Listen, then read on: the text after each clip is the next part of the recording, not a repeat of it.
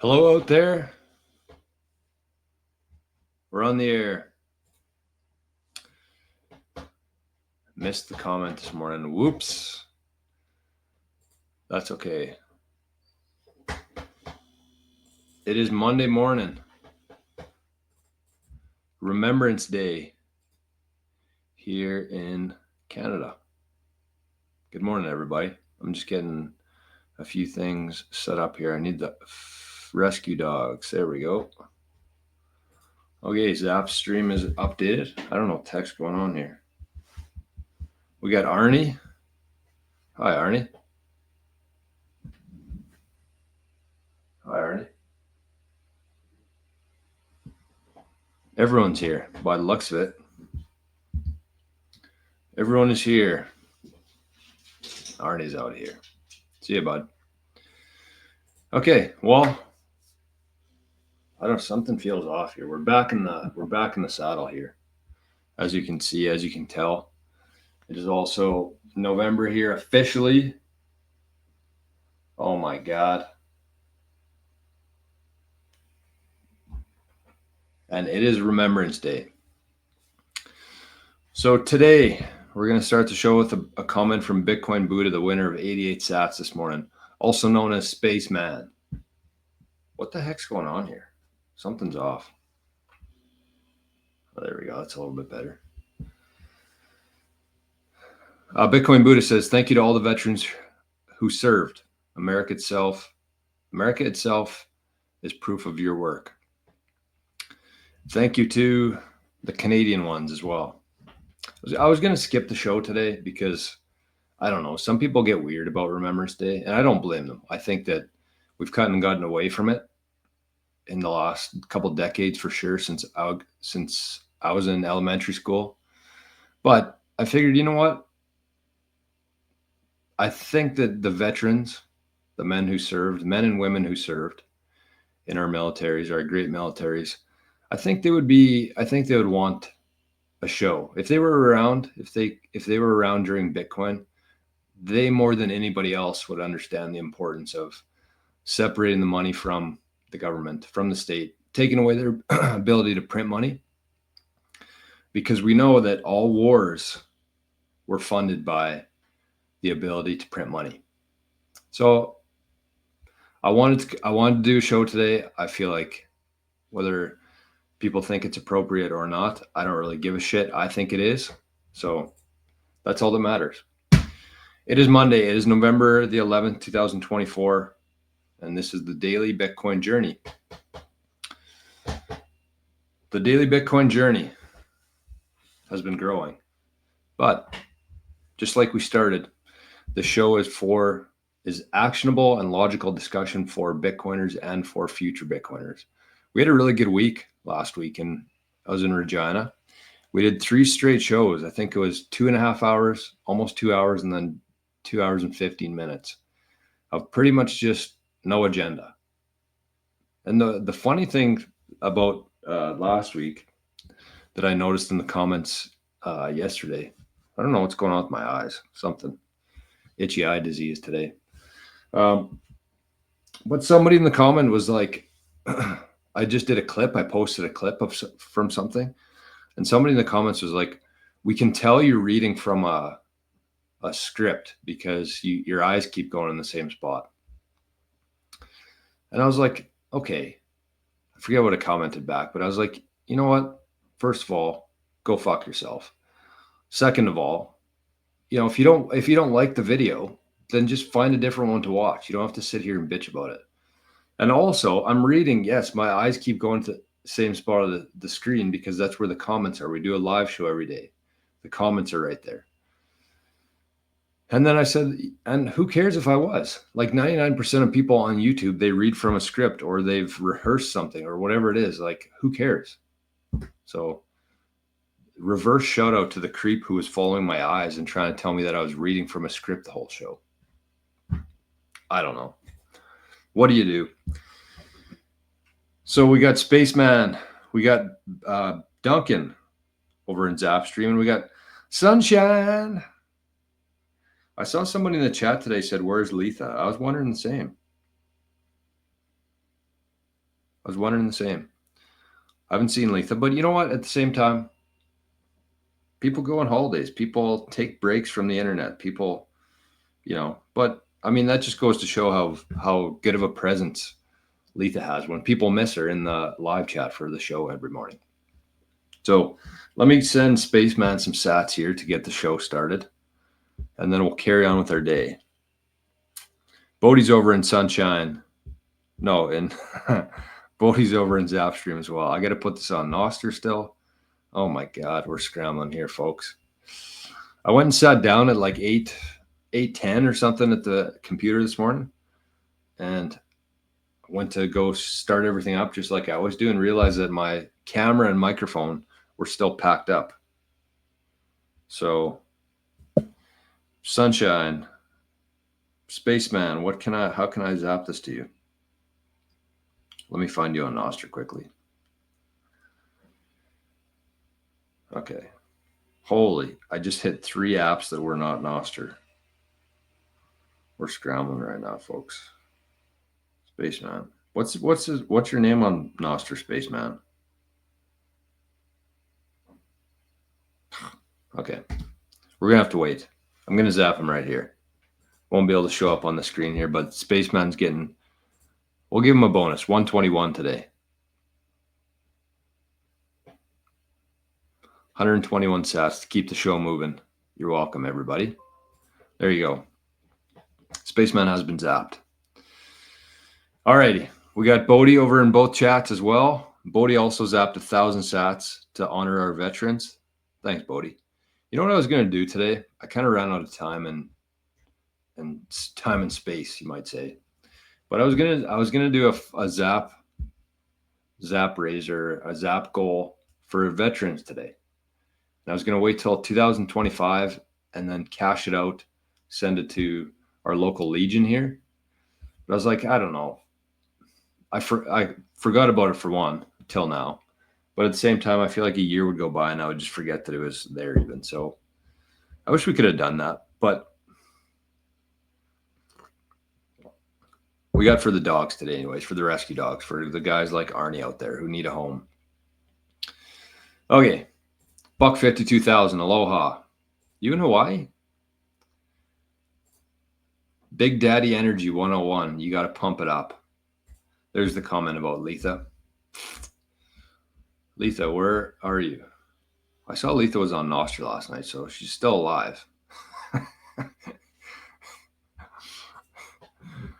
And you hang out, you spend too much time in a live chat together when you start missing people in the live chat. Duncan's in both chats.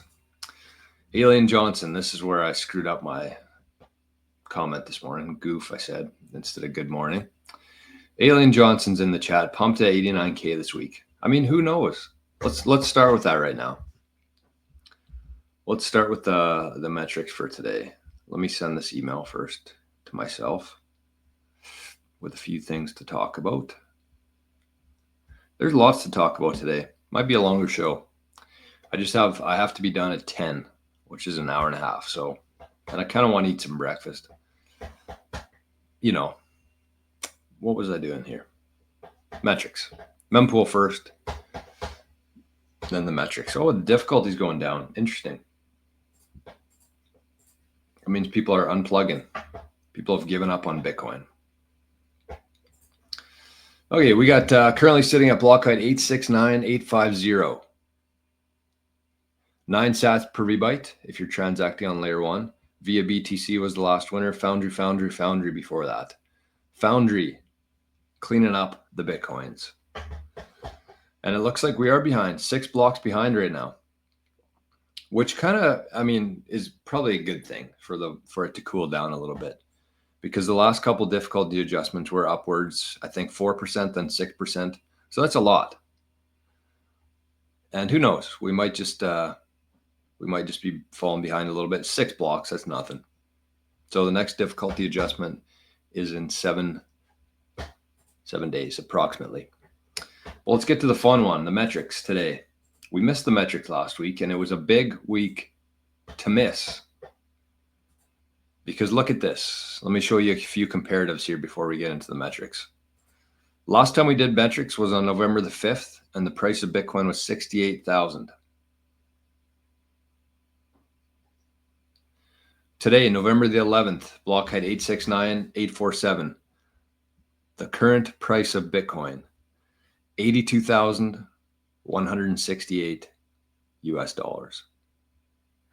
1 year ago, you could have purchased a Bitcoin for $37,128. And 4 years ago today, you could have purchased one whole Bitcoin for $15,703. The Moscow time today, $1 only gets you 1,217 sats. Still the deal of a lifetime, though. Absolute deal of a lifetime. Anytime you can trade fake money that they can print, fake money that we don't know how many are actually out there, unlimited, unknown supply. What's going on here? My internet's cutting out.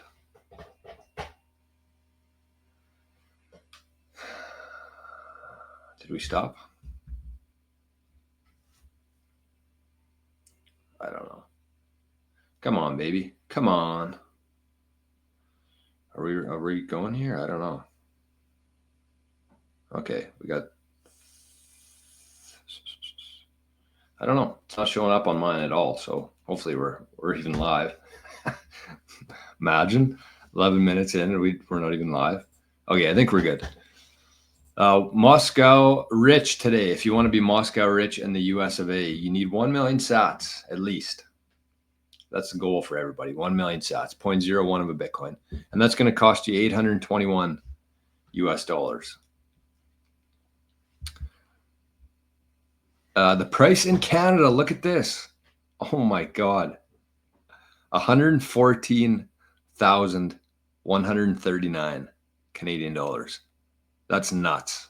Last time we did a show, it was 95,000. That's $20,000 Canadian we've gone up in less than 1 week since last Tuesday.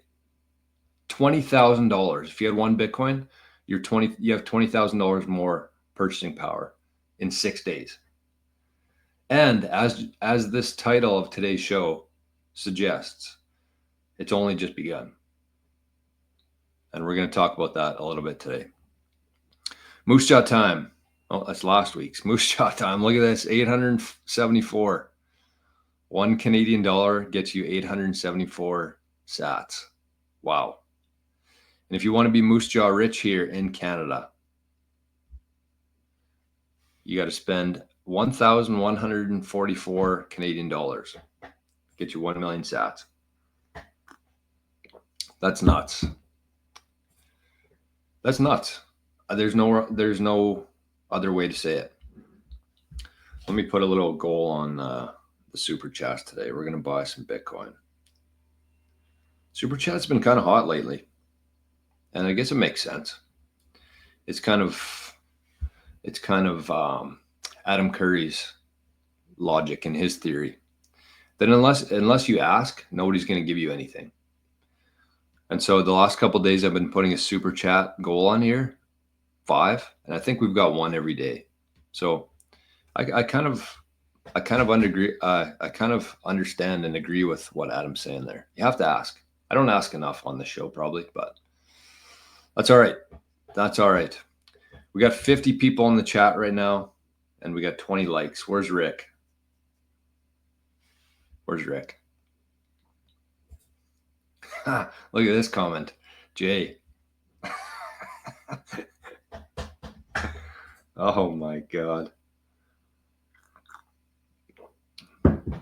I mean, yeah. The funny thing about this comment here, it says grab her by the pussy. I don't know. Is that allowed on YouTube? I don't know. I don't care. But the funny thing about that is that the whole time leading up to the election there, you'd talk to people and they'd be like, most people knew I love Trump. And so we'd be talking, and the one thing that they always go back to, everybody, no matter, even if they don't really hate Trump that much, whenever you get into a conversation, this is always the thing that they bring up. He's a sleazeball. He said he was going to grab some girl by the pussy. And I'm like, okay, first of all, He probably is a sleazeball. Most guys are, for one. He didn't know he was being recorded for that. And that's really all you have against him. Do you know what the other side has been doing for the last 3 decades? Do you have any idea? Or are we just going to focus on that one little thing? But that's what happens when you have the ability to print money. That money is able to fund media. That media puts out propaganda all day long. And that's when you end up with people with Trump derangement syndrome and Bitcoin derangement syndrome. So anyways, I want to give a shout out to Jay today because I was looking at the analytics for the show on the weekend. And we have some good news. Forever, for the first 11 months of this show, we've had 2% female audience. 2%. And I just checked on Saturday and we're up to 3.7% females. So big shout out to the 3.7% of females who watch the show. The other 97% are men. But that's it. That's the nice thing about analytics is it reflects nature. There's 3.7% women and 96.3% men. And there's no other metrics in there. It added up to 100%. So shout out to YouTube for understanding nature.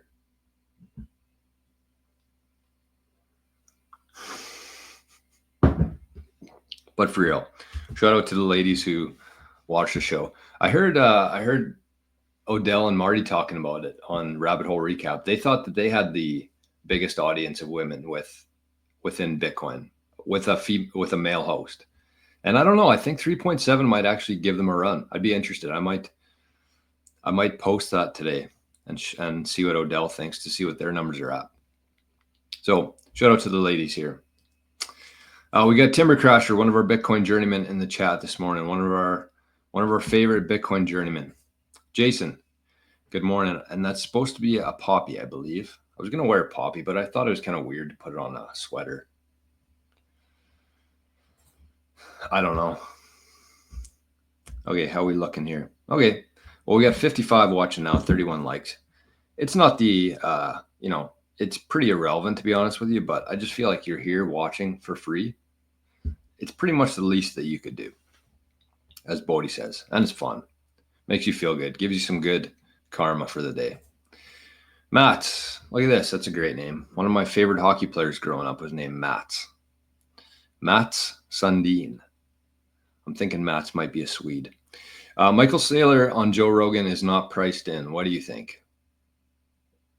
Saylor's been on Rogan before, but I think that it's different now. I think that Rogan has a bigger audience. I think that Saylor has a bigger audience. I think that Saylor has more to talk about. I think that Bitcoin has more interest now from retail. I can tell on my channel how many people are logging on to YouTube right now to watch Bitcoin videos. So the interest is rising. I think that, Saylor going on Joe Rogan's probably a pretty small piece compared to 42 billion flowing into the Bitcoin market in 3 years. So I don't think either of those things are priced in. Most things aren't. Most things are not priced in right now because nobody knows. Nobody gives a fuck. That's the thing. All right. We got Sunshine Zap 69 sats. Duncan Zap 420 for the dogs too. I don't know if I caught that or not. Sunshine Zap 69, ladies night. Spaceman Zapped 69 sats for the pups from Jackson, his dog. And we got Daniel zapped 1,000 sats for the dogs. Woof. So just in case there aren't some new faces in the chat, and you know what? We had a really good week last week on the show in terms of people in the chat. And I thought maybe it was just because it was an afternoon show. But I said, no, we're going back to the mornings. I like the mornings. It's much better for me. And selfishly, I try to do it at the same time every day for the audience, get, routine. But for me, this works way better for me. So I have to do the morning shows. But it's good to see we got just as many people in here this morning. Buck 52,000. Look at this. Long day yesterday when hunting got a 9-point buck. and watched the Lions win until midnight. Must have been a late one then. Wow. That is a late night. I sent out a post yesterday, and I said, unless you're,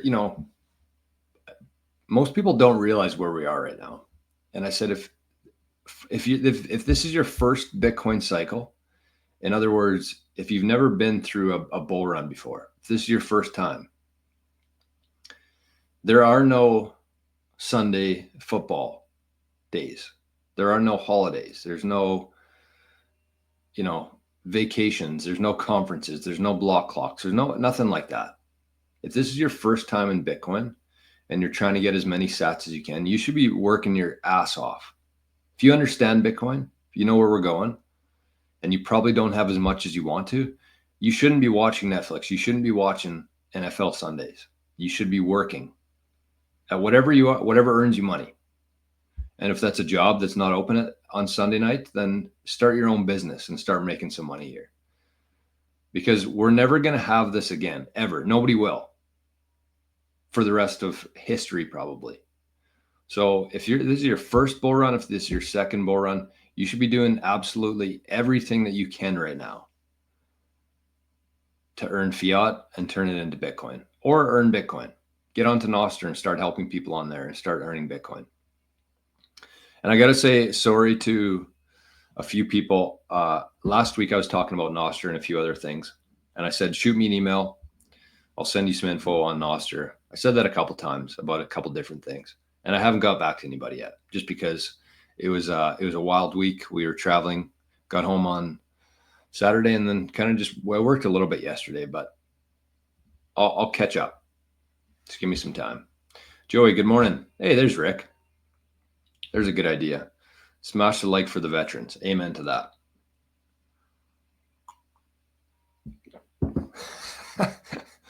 Letha's here.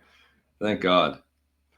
Letha says, I got a phone call when the show started. I was catching up and heard I was missed. Love you guys. 1,000 sats from Letha. That's so awesome. I love that. I love that a lot.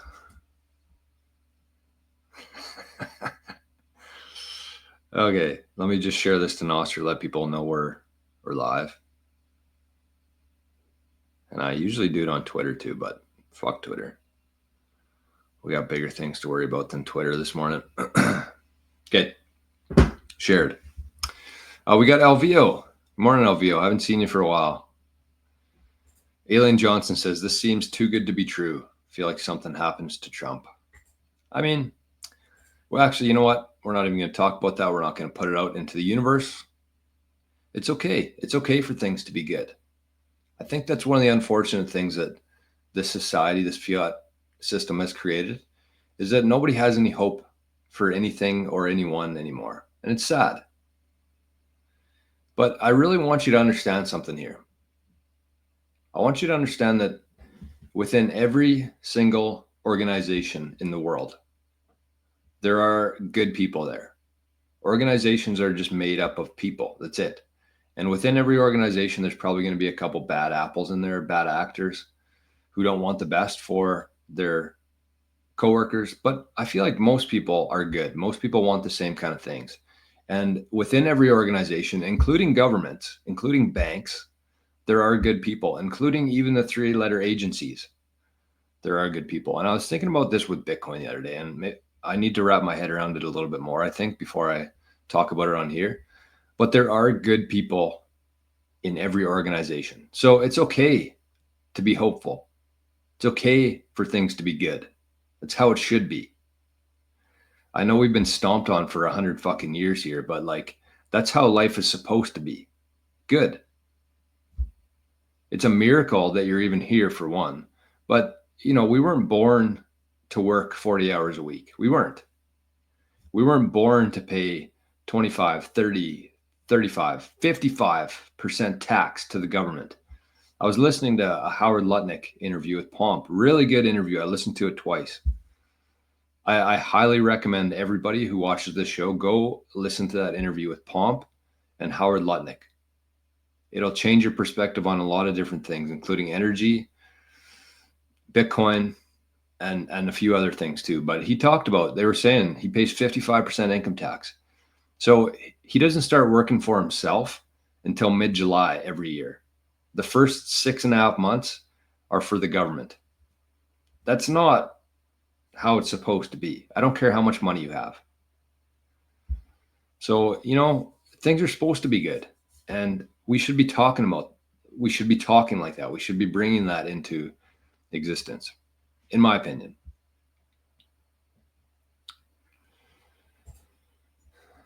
Bitcoin Buddha. Thank you, Jor. I don't know what this was for, but yeah, Bodhi says the Pomp interview is epic. I'd honestly go take some time today.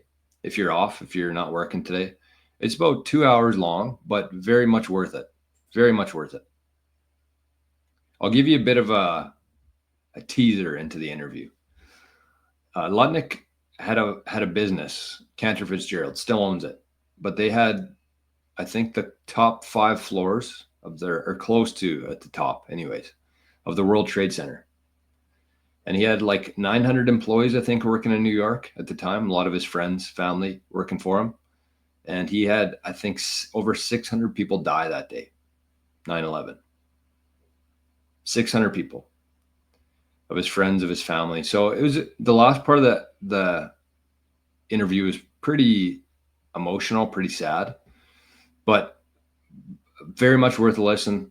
Very much worth it for everything they talked about before and after, especially if you're a Bitcoiner. So the cool thing about that is like Howard Lutnick, big time Bitcoiner. He spoke at the Bitcoin conference. That was the first time I really saw him. 2024 Bitcoin conference, he spoke. Pomp asked him how much Bitcoin he owns. He said hundreds of millions of dollars worth of Bitcoin. And this guy, this Howard Lutnick, he's the co-chair of the Trump transition team. So you look at every person within Trump's close circle here with this new government that he's forming, and they're all Bitcoiners. All Bitcoiners. Pretty cool, in my opinion. I don't know why I keep saying that. Of course, it's my opinion. It's my show. Reezy, good morning. Hey, look, we got Dale in the chat this morning. Good morning, reporting from Saskatchewan, reporting in from Saskatchewan. Dale, how's the snow there? Is it, it stuck around here yesterday. I don't know if they got any there. Our drive home was actually clear, thankfully. It started snowing yesterday. What else was I going to do here? That's okay.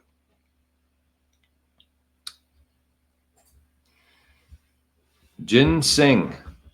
Is the US buying Bitcoin a way of shorting the US dollar in case they can't? I'm not sure. Is the US buying Bitcoin a way of shorting the US dollar in case they can't? I mean, yeah, anytime anybody's buying Bitcoin, it's shorting the dollar. That's what Michael Saylor is doing is for his whole strategy. He's just shorting the fiat dollar. And there's nowhere for it to go except down. But actually, you know what? The Lutnick interview, he told some cool stories. And I guess him and Elon are kind of the ones responsible for the Department of Government Efficiency, the Doge department. So it looks like Elon's going to be cutting costs. Howard Lutnick's going to be increasing revenues.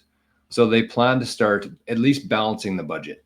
$36 trillion worth of debt is way too much. It'll never be repaid in this current system. But at least they're going to show, I think, that it's possible for a government to have a balanced budget. I think that's kind of what they're going to go for in this 4 years. And who knows what's going to happen to it? Who knows? But yes, I mean, they're not dumb people. So, yeah, I don't know. Chris says, do the Prairie Boys do any golf trips during the cold months? No, we don't, unfortunately. We should. We probably will one day. I was thinking, actually, it's funny you say that, Chris. I was thinking about that this morning because I just had I have a couple buddies who just went on a golf trip somewhere else. And I was thinking, like, once we have a little bit more, once we're a little bit older, got a little bit more money in the bank, we'll be able to assemble quite a lineup of golfers, especially if Bitcoin works out like we think it's gonna. But no, we take a golf trip every year. It's not in the cold though. It's just during the summer, just like a 5, 6, 7 hour drive somewhere. And this year we went to the Badlands, Medora, Bully Pulpit. What a golf course that was. Wow.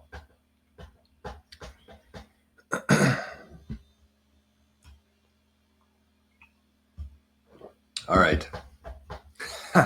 Letha said, legendary Letha. I'm going to insist my kids call me that.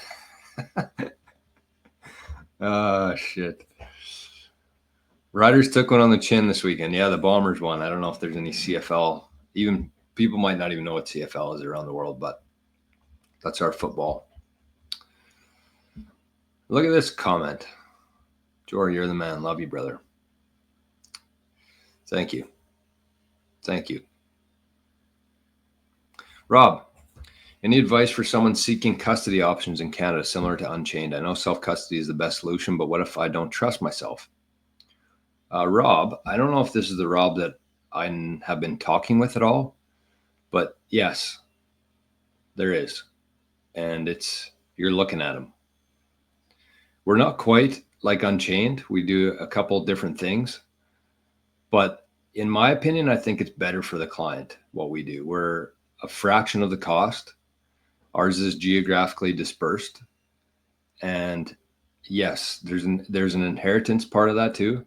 So what I would suggest, Rob, is for you and anybody out there, you don't have to be in Canada, but if you're looking for like a self-custody or a custody option where you hold the keys, but it can be restored if something were to happen to you, reach out, because we're in the pilot program right now and we're going to be cranking this thing out in soon, very soon. We're probably ready already. We just, need some customers to help with. So there's a couple people on the team, one very, very knowledgeable, who's very familiar with the setup we're going to be using. So Rob, I would say reach out, shoot me an email, just say you're looking for custody options in Canada, and we'll include you in there. And I think probably for the first little while, we're going to be offering a pretty good discount just to get our, work out the kinks, get our feet under us and make sure that everything's, working. It won't be, the system works. It's not a brand new system for us. It's just kind of like the back end of things in terms of scheduling, in terms of payment stuff. That's what we need to figure out still. But the actual custody aspect itself is phenomenal. Like really, really good. So that's what I would say to that. Garja, good morning. Is it Garja? Yeah. From Florence, Italy. I wish everyone a happy all-time high day again. Just like Trump said, you're going to get tired of winning. You're going to say, stop. I'm tired of winning. It's going to happen. Whoa, big shake from Arn. Big shake from Arn. What do you think, Arn? Arn got to see his kitty friend. Actually, I want to give a shout out to who was it? It was Duchess. Sent some sats to Arnie's wallet here on Friday. 2,100 sats and said sats for Arnie from Lucky and I. So that must be their dog, Lucky. And the funny thing is, there's the cat we got here, the cat that walked into the yard and never left, now sleeps in the garage. I got it a little litter box to sleep in the garage at night because it's fucking cold here. But his name's Lucky. So, I mean, if you know any animals, we got Arnie as a rescue. We got Lucky that just showed up one day and stuck around. So if you know any animals who are looking for a home, just tell them to swing by here. So this is a good shot. Arnie sleeping in the background. Noah, what are your expectations for Bitcoin yield on MicroStrategy for the next 3 years? Well, what's the average return on Bitcoin? I think for the last decade has been about, I've heard anywhere from 40% to 60%. So don't take the numbers that I say here on the live show without any notes or anything. Like, take it with a grain of salt. I had somebody in the comment yesterday. I mean, it's probably a sign that the channel's growing, but somebody was like, oh, simple math on the calculator suggests that MicroStrategy is only buying 38.735 Bitcoin per day. I'm like, what? Okay, good for you. You can use a fucking calculator. Like, is there much difference between 45 million and 38.735 Bitcoin? Like, the point is that it's a lot of Bitcoin every day. That's the point, right? Like, we don't need to get into nobody likes the actually guy. So anyways, 40, 60% per year. That's what Bitcoin's been generating. And MicroStrategy itself has been outpacing that by what, 2 or 3 times. So I don't know. I think it's going to be a lot higher than people think. I hate giving predictions on anything. But the one prediction that I did make for MicroStrategy is that I think they're going to probably do another stock split before the end of this bull run, probably in 2025. And I think the reason they're going to do that is because most people won't be able to afford one share. That's pretty much all stock splits are, is like human psychology. Because back when MicroStrategy was trading at 1,500 per share, they did the stock split and it dropped, obviously 10-to-1 stock split. It dropped to $150. That's much more, as far as, human psychology in terms of the unit bias. $150 share is much easier than a $1,500 share. So what did MicroStrategy even open at today? Are the markets open today? The one thing about Bitcoin is it's always open. Oh, there you go. Hit $300 today. So since the stock split, it's doubled, because I'm pretty sure they did the stock split at 1,500 or less even than that. And it's currently at $300 US right now for MicroStrategy shares. Wow.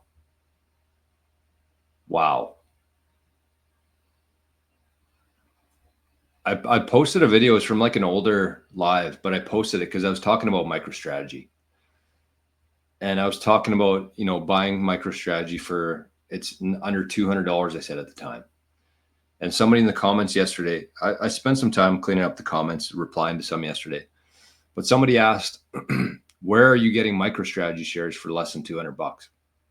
But this video I was talking about, Saylor becoming a Bitcoin bank. This is before he announced anything. And I said, it was under $200.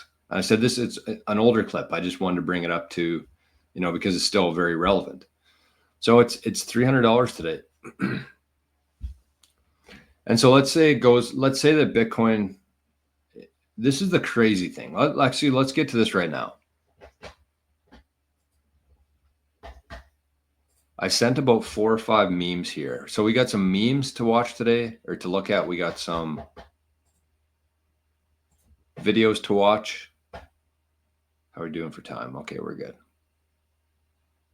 Holy, there's a lot in here. Okay, let's look at this chart, and it kind of shows you what I'm talking about here. So Noah asked, my expectations for Bitcoin yield on MicroStrategy for the next 3 years. So my only prediction for MicroStrategy this bull run for the next 3 years is that they do another stock split. And so if you look at Bitcoin historically, after a halving, I think the last one, it went from 5,000 to 65,000. So it went like 11, 12x the price of Bitcoin. And keep in mind, that was before Wall Street was here. That was before any countries were buying Bitcoin. That was before any countries were mining Bitcoin. That was before we had a Bitcoin friendly president here. It went 11x, 12x, somewhere in there, last bull run. So just assuming that, let's say we do 10x. Let's say the price of Bitcoin in the next 4 years, I'd say that's a fairly conservative estimate. In the next, between now and November 11, 2028, we 10x. That means that the MicroStrategy share will go from 300 to 3,000 with a stock split somewhere in there. That's why I said they are probably going to do a stock split, because it's hard for people to buy a share for $3,000. So this chart here, I think, just kind of gives a good representation of where we are today, because I know it feels like, we're 150% up this year. In the last 6 days, we went from 68,000 to 82,000 US. But as this show is called today, Bitcoin is just getting started. So look at this chart. This shows you that we haven't even started moving yet. These are the last 3 halvings, 2012, 2016, and 2020. And you can see here where it starts moving up. We're 158 days to the longest. We've kind of gone sideways, which is a very strong indicator, for one, in terms of price. But you can see it's been 158 days since the halving. And look what happened in 2012, 2016, 2020. We haven't even started that yet.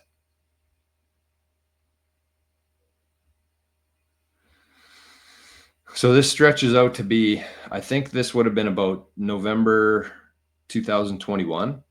So between, today, November 11, 2024, and next year at this time, November 11, 2025, that's where we're going to see this. And again, 2012, 16, 20, that was before Wall Street showed up. That was before there was an ETF. So I don't know what the yield on that would be, but very conservatively, I think that without any stock split, the MicroStrategy shares will be $3,000. Very conservatively. So then you do a stock split on that again, and I don't know. It's kind of the crazy thing is, like, if you would have bought a MicroStrategy share in August 2024, you paid $120.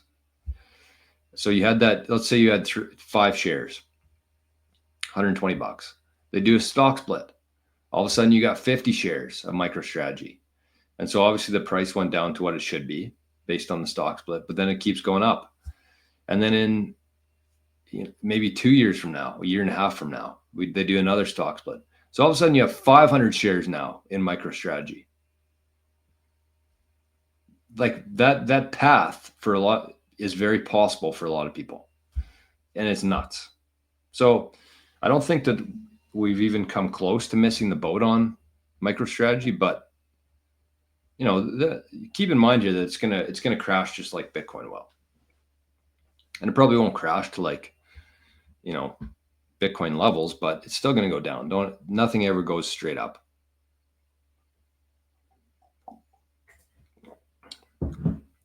'90s family. All right, we got a lot of chats here to catch up on, but that's okay. Let's check on the Zap stream first. Oh, Spaceman says, I was saying thank you earlier just because I was grateful to win some sats. Make your viewers feel valued. Well, this show is nothing without anybody in the audience. Nobody would, if I did a show and just talked all day for an hour and posted it, I don't think anybody would show up and watch that. So you don't need to thank me. Daniel says, I say this as a MicroStrategy holder, but I think there's a chance for it to be the shitcoin that blows up this cycle. I do agree with you, and we've talked about this a lot last week, that it is going to be the main altcoin this bull run. But at the same time, you have to consider here the fact that it actually has value. That's the difference. That's why I don't think it's going to blow up. Unless they get hacked or something happens to MicroStrategy, and it could. So I posted a clip that it was talking about MicroStrategy or Bitcoin, and somebody said that they were all in MicroStrategy 100%. I mean, yeah, it's probably been a good idea till now, but you have to start shaving some of that off and buying Bitcoin with it. Your portfolio should never, ever, ever be 100% MicroStrategy, 100% in the stock market. You're not holding that. You have 2 parts counterparty risk there. One with Sailor and one with your broker. You have double the risk there. You should never, ever, ever be. I would say that if you're a Bitcoiner, your maximum allocation. And you have to keep this in mind too, as we go forward here. You're going to have to continually rebalance your portfolio. Let's say that you only own Bitcoin and MicroStrategy, which, is probably the best portfolio in terms of performance that you could ask for right now. But, if MicroStrategy goes up faster than Bitcoin, you have to sell some of those shares and buy Bitcoin. You don't have to. I mean, that's a blessing that you can do that. But you should be constantly, every month, every couple months, you should be constantly rebalancing your portfolio. And if your MicroStrategy, I would say, gets past like 20, 25% of your portfolio, that's 20 or 25% of your risk is in somebody else's hands. Get Bitcoin, put it in cold storage. That's your golden goose. MicroStrategy is just a vehicle that holds Bitcoin, but you want the real thing. You want Bitcoin. So that's what I would say on that. 90s Family says, I know Bitcoin is king, but back in 2020, ETH was under 150 bucks, 15x. I think that beats Bitcoin. With that being said, I plan on offloading ETH in the bull market. I mean, you could find whatever timeline you want to, but just look at the last year, Bitcoin and Ethereum, and it's not gonna reverse. So I would say offload your Ethereum today, not in the bull market, because Bitcoin's going to cost way more. It's going to go up way faster than Ethereum will. And the only thing you're going to get there is less sats. Your Ethereum might go up in fiat terms, but so is Bitcoin. And Bitcoin's going to go up a lot faster because there's a lot more eyes on Bitcoin. It's a lot easier to get exposure to Bitcoin, and there's way more capital flowing into Bitcoin. Plus, it's scarce. Ethereum is not. They could announce tomorrow that they're issuing 50 million new Ethereum tokens. It's proof of stake. If BlackRock bought 60% of the Ethereum tokens and decide that they're going to issue more or do whatever they want with it, they can. They can't do that with Bitcoin, though. So, I mean, again, you could find whatever information you want, but look, like, yeah. People know how I feel about Ethereum. I don't need to beat a dead horse. Okay, we got Similar Scientific also on fire today, is it? That's good to see. Let's check that out. As our BitAxe refires up here. Similar Scientific stock. Yeah, 45 bucks. 13% up today. Wow. Damn, it feels good to be rich. For real though, like we've had a tough go. If you've been here since 2020 or before that, you deserve whatever's coming here. You absolutely deserve it, because I know firsthand it hasn't been easy. It has been the absolute opposite of easy in terms of trying to stay solvent, in terms of being called crazy, an idiot by everybody in society. Everybody. We deserve this. Absolutely. If you had the conviction to stick through all that, you deserve it.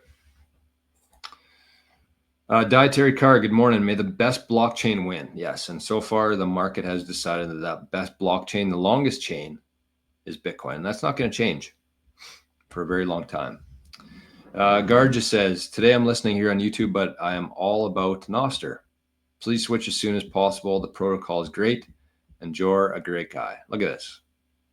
For the record, I'm not paying for any of these endorsements here. Well, I kind of am. Because I give away Bitcoin. But let's give away some Bitcoin right now. This Bitcoin's courtesy of Bitcoin Well. Let's see how we did. Let's see how many signups we had over the weekend. Don't disappoint me here, Bitcoin Well.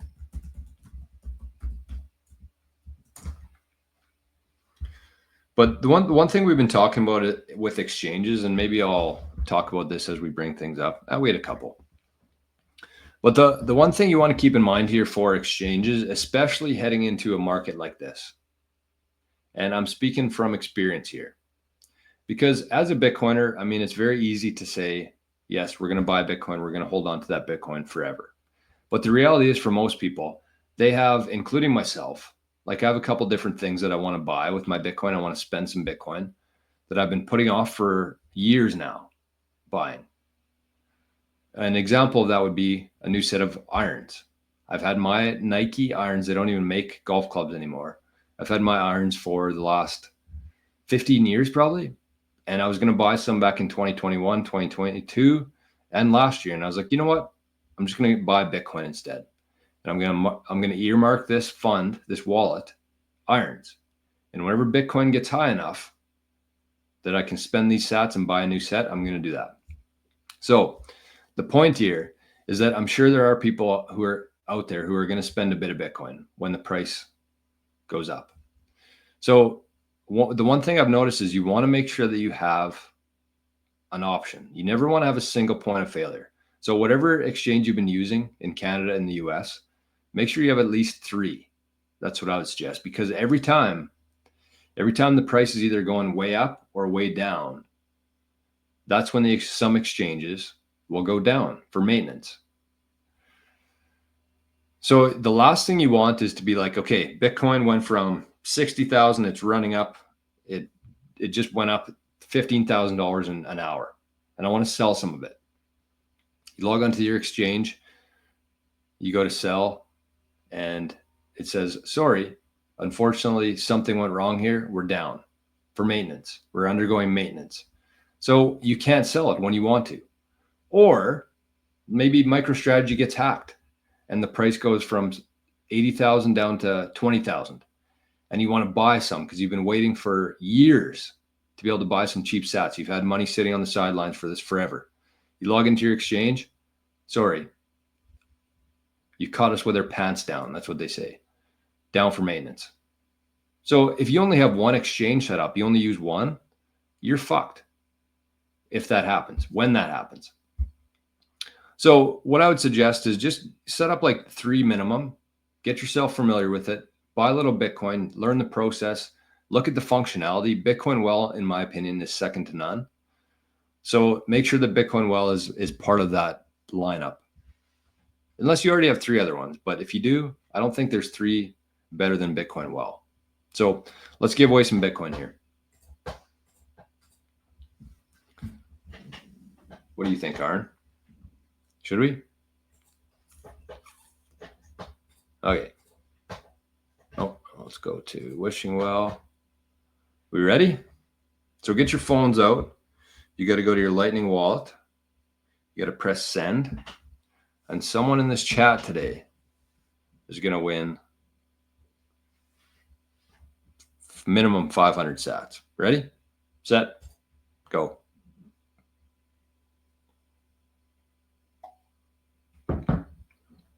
$500 sats up for grabs. First person to nab it, first person or AI, I guess, to grab it. But if there were just AIs you could set up to like wait for things like this just to grab them. I'm sure Pablo's working on it. The guy's working on everything. Okay, it's been claimed. So that is those sats courtesy of the Bitcoin Well. Get an account. If you're in Canada, if you're in the US, get yourself a Bitcoin Well account. bitcoinwell.com/Jor. And using that link, you get five free tosses into the wishing well, which is a minimum of 2,500 sats. So it's worth it. That's what I would suggest. Get yourself an account, load about, whatever you're going to buy this week, $100, $200, $500. Use Bitcoin Well, try it out. And I guarantee you they're going to be one of your, if not your new exchange that you're going to use. Great platform. I mean, not an exchange, platform. Muslim Bitcoiner says, I don't feel anything until 100K. Well, look at this. We're at 82,902 right now. We might get another milestone live on the show. Hey, look at this. Jackie, I'm part of the 3%. I enjoy your live streams. Cheers to you, Jackie. Cheers to the 3%. I love that. MicroStrategy up 12% out the gate. I think it's more than that. This is a little bit behind here. Half an hour behind. Parker, congrats on the growing live audience. What's the all-time high viewers? I think it was 85 on Wednesday. So we just had 80 in here today. I thought it was just an afternoon kind of thing, but it looks like we're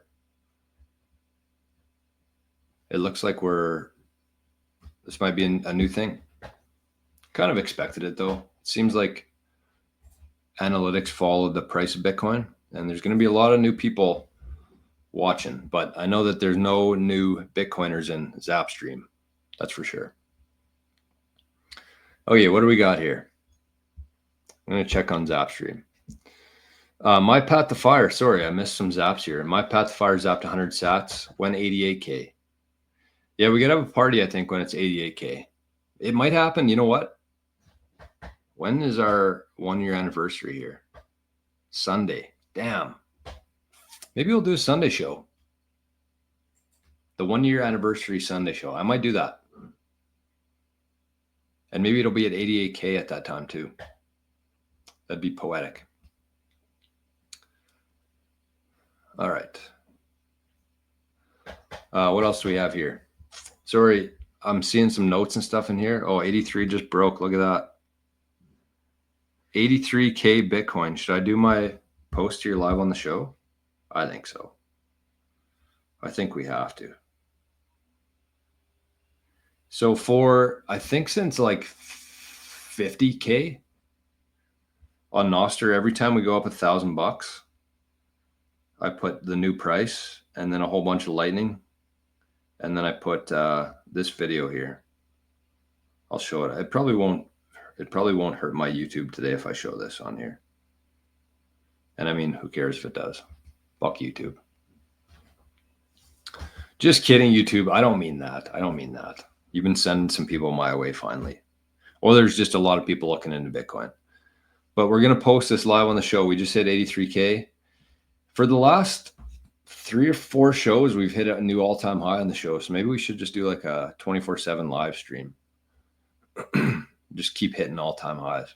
All right, here's the video.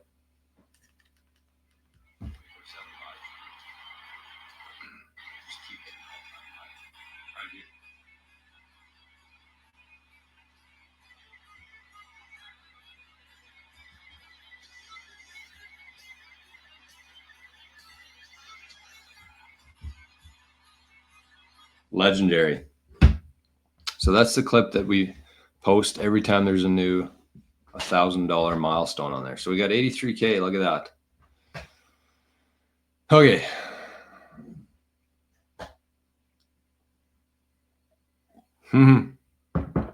Sunshine. Look at this. Sunshine says, congratulations to whoever just scooped that 500 sats. You just bought groceries for a month and 2 years from now. You know, it sounds crazy, but is it? I got a few more memes here to share. This is a good one. I might start doing meme Mondays. Take the best memes of the week and share them on Mondays. I don't know. What do we think of that? This is a good one I came across. Top says, I won't resign and Trump can't fire me. Did you guys see that? Jay Powell? Reporter asked him if he would step down or if he would resign. And he said no. No. Instantly. And then the bottom here looks like the guy from the Matrix says, tell me, Mr. Powell, what good is being chair of the Fed if there is no Fed to chair? So true. So true. And that's going to be the best thing about the Trump administration is he's going to get rid of the Federal Reserve. And when they get rid of the Federal Reserve, everything is going to get better forever. Because the Federal Reserve is not federal. They have no reserves. And all they did for the last 100 years is fuck people. Us. So there will be nothing sweeter than seeing the Fed go down in flames. Even if it means some short-term pain. Look at this too. This is from the old Taylor, not actually Taylor Swift. But this is the chart showing Gold versus Bitcoin, ETF inflows by year. So you can see here, the first year that gold ETFs came out, it was previously the best performing ETF, gold. I forget what year this was. This wasn't very long ago. But you can see the inflows there. It must only be 9 years old. So 2015-ish. But you can see, look at Bitcoin's off the fucking chart here in year one compared to the gold ETF, the previous best performing ETFs. Bitcoin shot off the screen. And it's really funny to me, actually, because, you know, you had people like Larry Fink, BlackRock, who a lot of people didn't like, including myself. We could play the tapes, and I was calling them Fairy Link, I think, before the ETF was announced. Fairy Link. But it was funny that, you know, those guys came out years ago, 5 years ago, and said, you know, Bitcoin rat poison sucks, worth nothing, Ponzi scheme, beanie babies. But it wasn't by accident. They didn't actually think that. BlackRock somehow managed to accumulate, I don't even know what they're at now, billions and billions and billions of dollars worth of Bitcoin. I think they have more than MicroStrategy, but like they were able to do this without hardly anybody knowing about it.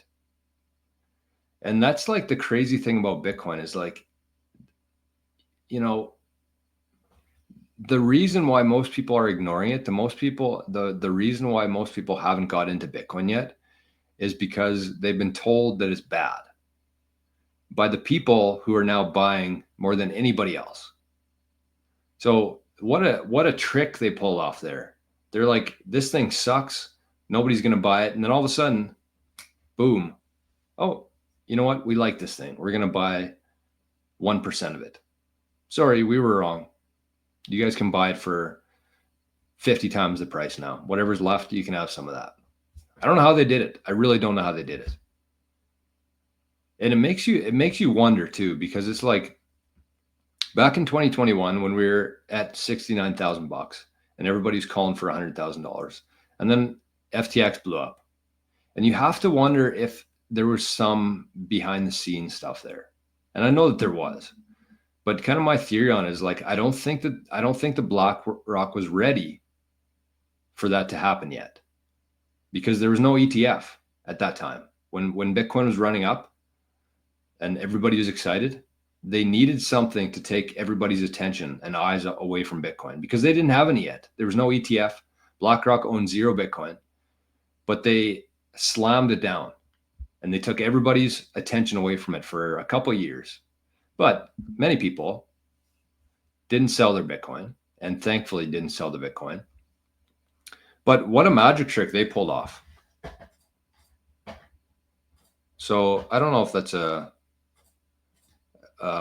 shout out or not, but it is reality there. So Parker says, I'm asking about the all-time high of live viewers on the show. I think we're there right now, actually. I see 85 people in here. This is a new all-time high for the show. And I'm way behind in the comments. Let me catch up here. All right.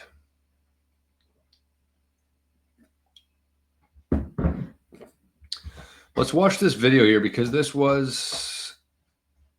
today is Remembrance Day here in Canada. And a lot of people have the day off to honor our veterans, our members of military. But I decided not to. And the reason why I decided not to is because we're talking about something that the veterans, in my opinion, if they understood it, if this was available and we could have sat down and talked to them about this and explain the capabilities, the freedom aspect of Bitcoin, I think they would have been on board. So that's what we're trying to do here. We're not trying to get rich per se. That's going to happen regardless. But what we are trying to do is separate money from state, take away the ability for somebody to print money. And I want to listen to this. This is a 1-minute clip from Dave Smith.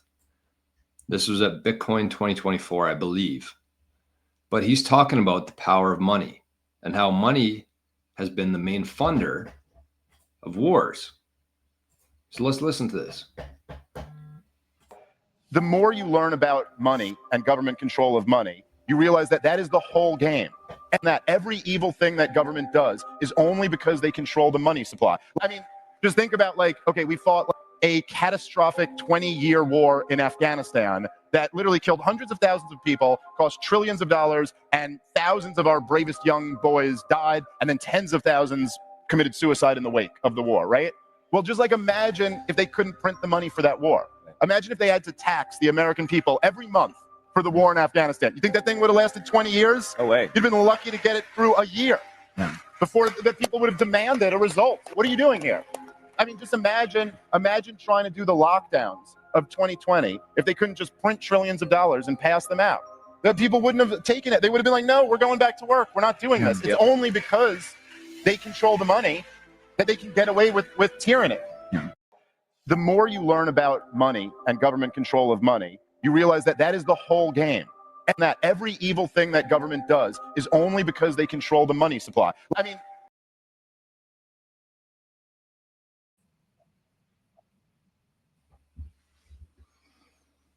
he used the 20-year war in Afghanistan, and it's absolutely right. Like, I'm not disagreeing with that.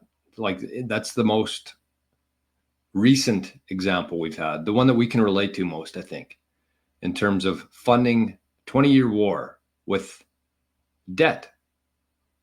How do you think we got to be $36 trillion in debt? That's the US. I shouldn't say we, but that's kind of like the main measuring stick for people. But like, think about the first war. Think about the timeline. Like, go back to like the early 1900s. Look at like 1912. What happened there? The Titanic. Look what happened in 1913. The Federal Reserve was created. Are those two related? I don't know. Yes. But then look at the First World War. They needed something like the Federal Reserve in order to fund war. Because as Dave said there, if you didn't have the ability to print money and you actually had to take it out of people's pockets, you had to tax them more and say, you know what, we're going to war. This is going to require $200 a month from every citizen. Would people vote for that? Would people want that, or would they revolt? But you create a Federal Reserve, you give them the ability to print money, to fund war, to go into debt that just keeps piling on and on and on forever. And it was the same thing in the 30s, 1930, when the US defaulted on their debt, 1930. And then what happened after that? So every war we've had, every war that our veterans and members of military have fought in, have been fiat wars funded by the banks. And it's a very profitable business, for sure. And actually, Howard Lutnick was talking about this on the interview with Pomp too, how much money there is in war. So to me, will Bitcoin remove wars? I don't know. I think it will. Because you really have to think about that. If you have a scarce asset, and this won't be like a world where, Bitcoin's legal tender in every country, it's adopted by everybody's using it. We don't have to get to that point for it to stop wars. You just have to, and this is going to happen over time, whether there's, an announcement or not, but everything over time is going to be repriced by Bitcoin. Countries are going to be buying Bitcoin. Countries are going to start printing money to buy Bitcoin. Countries are going to start mining Bitcoin. Bitcoin is going to become the world reserve asset. Everything is going to be measured against Bitcoin, right? So the wealth of a country is going to be measured by the amount of Bitcoin they have in their cold storage. It's going to happen. Whether you agree with that or not, it's going to happen. So when that happens, yes, there will be currencies, there will be stable coins, there will be altcoins. But the key thing with all that is that nobody's going to be able to print Bitcoin. And once you take away the ability for somebody to print Bitcoin, before Bitcoin, the world reserve currency was the US dollar, which could be printed. So you can fund things. You can fund pandemics. You can do whatever you want because you control the money. But with Bitcoin, that takes it away. And if you take away somebody's ability to print money, I believe that wars disappear. So that's why I think that, especially on a day like today, it's important to highlight and showcase the what Bitcoin's going to do for our future in terms of stopping corruption, stopping war, and so much more than that. Because if a country, like, let's fast forward here, let's actually talk through this a little bit. This is what stuff I love doing on this show. But let's talk through this. Let's say that we know that there's only so much Bitcoin. We know that there's like one country right now who's buying Bitcoin. We know that every country is going to need Bitcoin. How much are they going to get at the end of it? The last countries to adopt are probably going to be gone. But let's say that a medium adoption, let's say Canada is the 50th country to adopt Bitcoin. How much Bitcoin do you think that Canada is going to be able to get at that time? Realistically, based on current prices, based on the Canadian dollar weakening, and based on there's already countries, companies, everybody's holding Bitcoin. There's only so much Bitcoin. So let's say that Canada maybe gets 1,000 Bitcoin. Okay, so are we going to continue? Are we going to go into war? Are we going to continue sending money overseas if we only have 1,000 Bitcoin? Because when that happens, there might be trillions of Canadian dollars, digital dollars float around, but it's going to be based on how much Bitcoin and how much energy is backing that currency. So if they print a bunch of it, the dollar is going to go down because we have something hard to peg it to now. We had the US dollar, but it wasn't hard. It was always moving. And just so that's how that works, is like, yes, Canada could print money, but then US is probably going to print money too. So it's like, it just keeps going up for everybody. But when you take away the starting point there, when you can't print that anymore, then there will be no more wars. Nobody will be funding wars with Bitcoin. So pretty important topic, something that we don't really talk about enough, but I thought it was very important to talk about here today on Remembrance Day.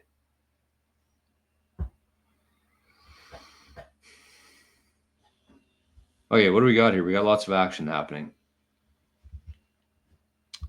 Too much action, too much stimulation here. We got to calm down. Holy, 83,845.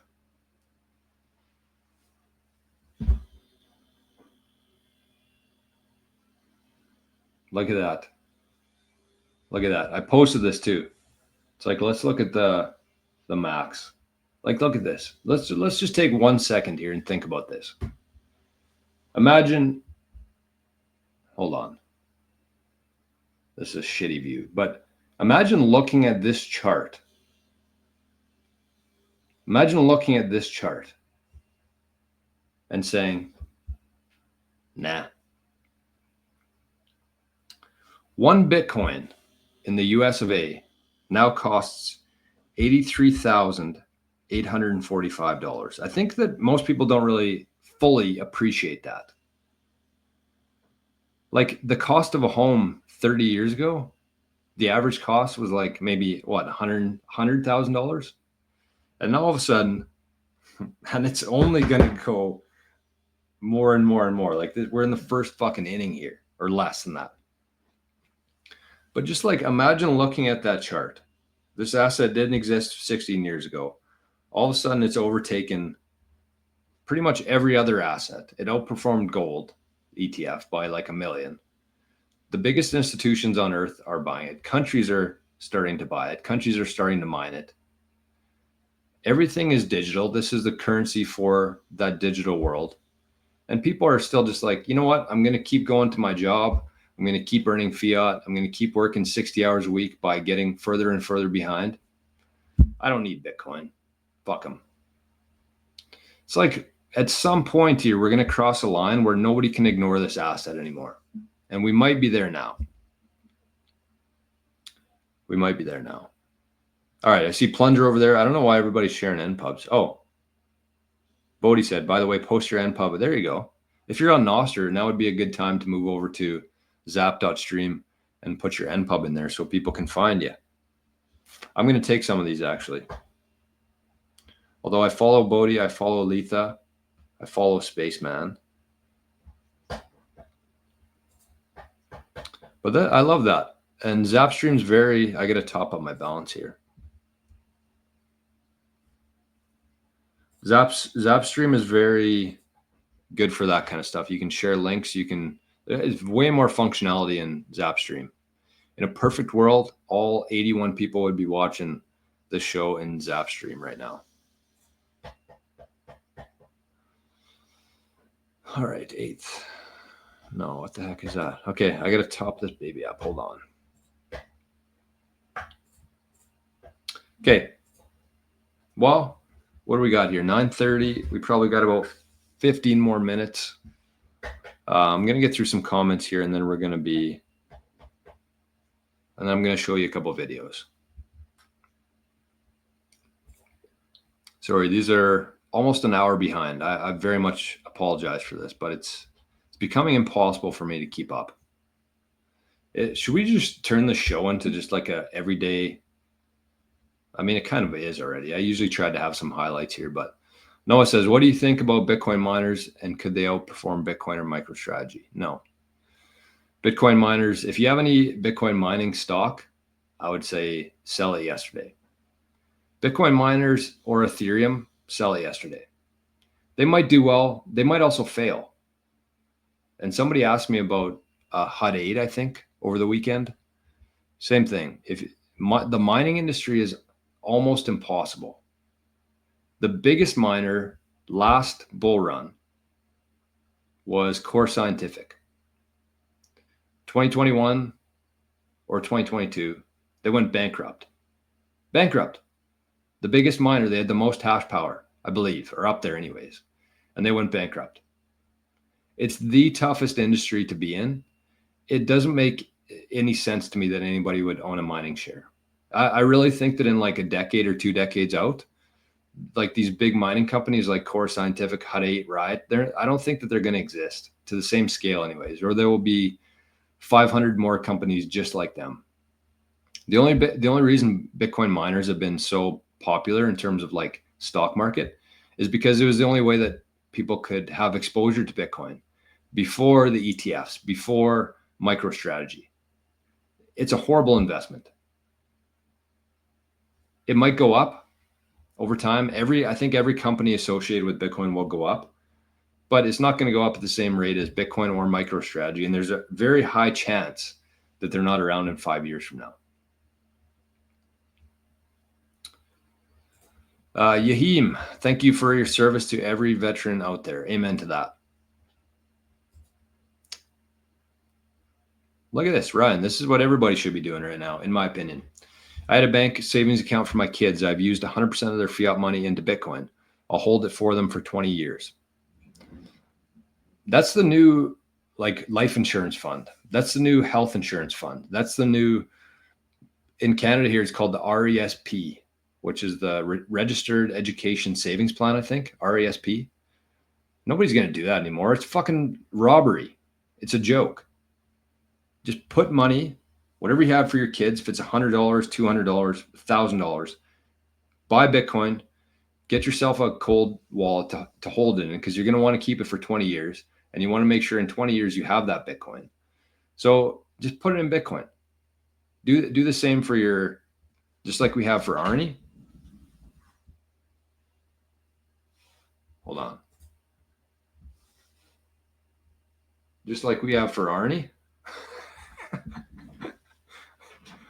His savings account here. This is Arnie's savings account. But just put it into Bitcoin.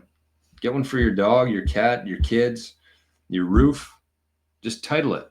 Create a new thing in Sparrow. Say new label, Arnie. New label, roof, new label, kids education fund, or, if universities exist then, but if not, they're business startup fund, right? Oh yeah, let's get Arnie in the shot here a little bit. He deserves it. Is Bitcoin time? Whoa, my God. What a question. What a question that is. I don't think Bitcoin is time, but I think Bitcoin recreated time. And if you watch that presentation by Jack Mallers at Bitcoin Atlantis, you'll understand what I mean, because he talks about the fact that Satoshi actually reinvented time with the block height. And the reason why it's going to work is because of the difficulty adjustment. And it's every 10 minutes, there's a new block on average. And if the blocks are coming in too fast, the difficulty adjustment makes it harder. So it slows down the blocks. And the opposite is true. If it's taken miners too long to find the next block, the difficulty goes down and the blocks start coming in faster. So I don't think that Bitcoin is time. Oh, we hit 84K. Wow. I don't think that Bitcoin is time. I think that Bitcoin very much represents time, and it recreated time. And it is basically a countdown. I think Bitcoin Ben says that, but Bitcoin is basically a countdown because Bitcoin doesn't really care, who is president. Bitcoin doesn't care who's doing a live show at 9:30 in the morning here. Bitcoin doesn't care about anything. It's just code. And so how everything else happens is Bitcoin just keeps putting out blocks. And what Bitcoin is going to do, Bitcoin hasn't gone up in value. I mean, it has, but it's really everything else is just being repriced by Bitcoin, including fiat, especially fiat. Sorry here. It's kind of hard to, holy 84,336. Okay, let's put out another post here. Live on the show. This is kind of cool. 84K Bitcoin. What a timeline we're on right now, hey? What a timeline. Doing a live show about Bitcoin. Bitcoin's hitting 2 all-time highs this morning, and we sent out 2 videos for it. Okay, what else do we have? Yeah, no, this is exactly what I mean. Dale, if your employer took 100% of your wage, that would be slavery. 55% is what? You know what the crazy thing is? And, we don't need to get too far into this, stuff. But if you actually look at what we called slavery before, I forget what the actual term was for them, 7-year something. But they basically signed a contract with an employer to work for 7 years, and they couldn't get out of that contract. That's what slavery was. But how much income tax did they pay on that? At least there were, a lot of people, my dad worked the same job for 40 years. He was a 40-year slave. These ones were, what was it called? 7-year. Somebody in the chat will know this. But like, if you actually look at what slavery was, what we think of slavery, yes, it was more like manual work, out in the sun, as we see it anyways. But that's what it was. It was just a 7-year contract to work with an employer. What do we do today? I mean, yeah, you could leave your job, but you're not going to last very long because we have a fiat dollar and everything costs 2,000 times more than it did back then. Indentured servants. Thank you, Sunshine. That's what it was. Indentured servants. Yeah, it's crazy. It's kind of crazy. Noah says, do you think AI agents, robots will be paid in Bitcoin? Yes, it's the only thing that they'll accept. And every one of our applications on our phone is going to have a lightning wallet built into it. NOSTR is just kind of like the first gateway into all this. But as Jason says here, yeah, it's the currency of the internet. Every app, Instagram, YouTube, what else do we have here? Spotify, Gmail, every application you have on your phone is going to have a lightning wallet in there. You're going to have sats. And in the perfect world, for me anyways, it's going to cost you, half a sat or a fraction of a sat to email somebody. So if somebody wants to get a hold of me, I can say my price is 2 sats. And so without you paying 2 sats to contact me, you can't. It just kick it back. So what's that going to do? That's going to get rid of all the spam. That's what, aside from the 15 other things we talked about this show that Bitcoin's going to do, it's going to get rid of spam.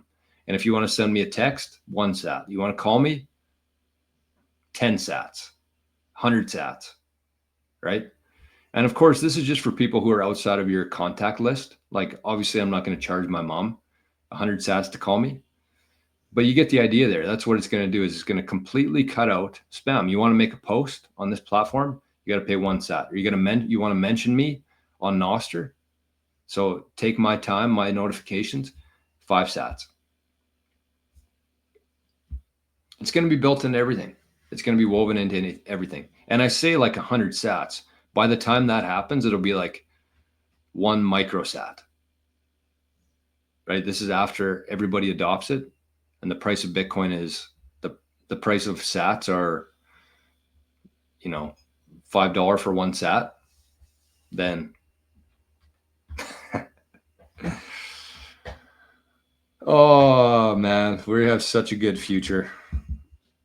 And not just because like we're going to be doing well financially, but like everything, every aspect, wars, spam, everything we hate is going to go away. Arnie snoring.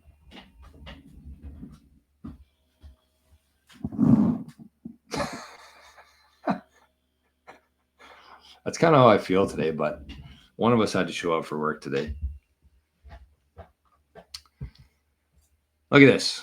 Duchess, good morning, Jora and Arnie. Yes, Lucky is our dog, and he thanks you and Arnie for creating and leading the Bitcoin for Dogs and Animals Fund. The people, when I did the presentation in Regina last week, the people also loved I talked about the golf course fund, but I also talked about the rescue dog fund. So every Monday we do all the zaps from Zapstream. Actually, let's do a little update on that right now. Okay. So it's November 11th. And we are currently at 61,412 sats for the dogs. That's just for Mondays. Plus today we're already at 5,000 sats in there, probably more than that because they don't all show up. So we're doing pretty good. Think about what 65,000, and that's only going to go up. Whoa. Jesus. That's only going to go up, right? That number, every Monday we're going to do it. Think about how much, if we're talking like everybody has adopted this thing, even in the next 5 years, like who knows what that's going to be able to buy. So yes, thank you. And if you feel like donating some to the dogs, you can either use Zapstream. This is Arnie's, but it's all going to flow into the same fund.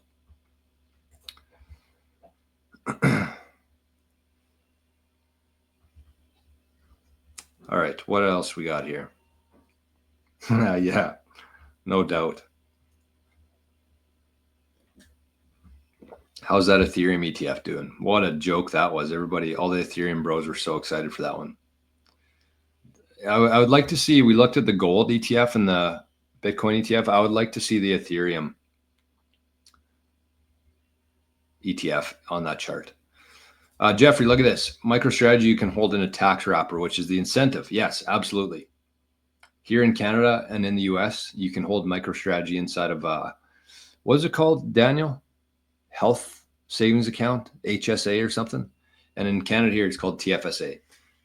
But yeah, you can hold it in that account. You can watch it go up. You can cash them out, and you don't have to pay any tax. MicroStrategy is going to go so high this cycle. It's insane. Just because it's easy too. There's tax incentives there, and it's very easy for people.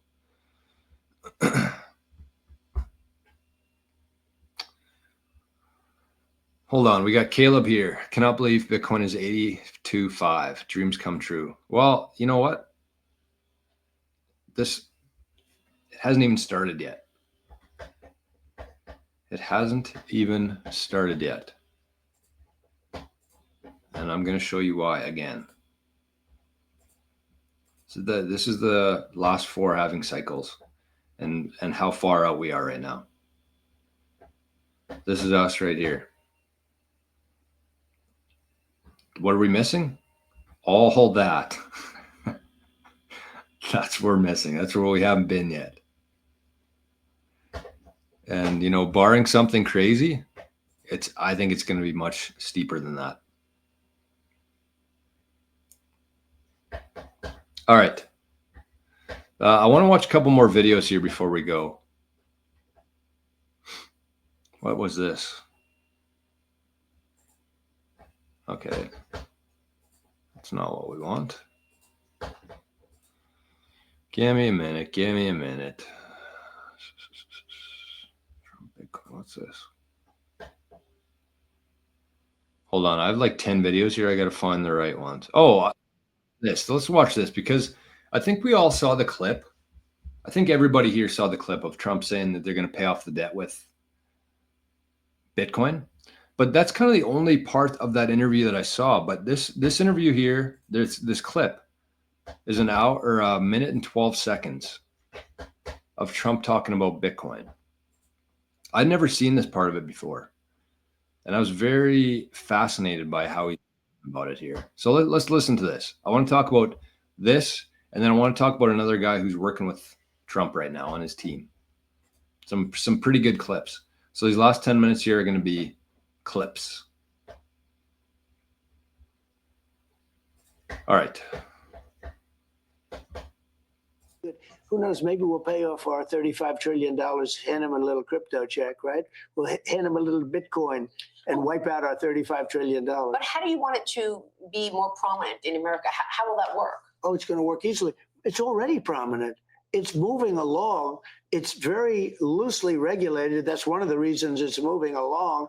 But it is a different form of a currency, and it's going to end up benefiting the country. But if we shut it down, like, Biden's trying to shut it down, Biden doesn't have the intellect to shut it down. Can you imagine this guy's telling you to shut something down like that? He has no idea what the hell it is. But if we don't embrace it, it's going to be embraced by other people. It's a massive thing already. Did you read where it's bigger than any company in the world already? I mean, if you look at the market, it's bigger than many countries. It's a very big thing. If we're not going to be the leader, we have the people that are the leaders.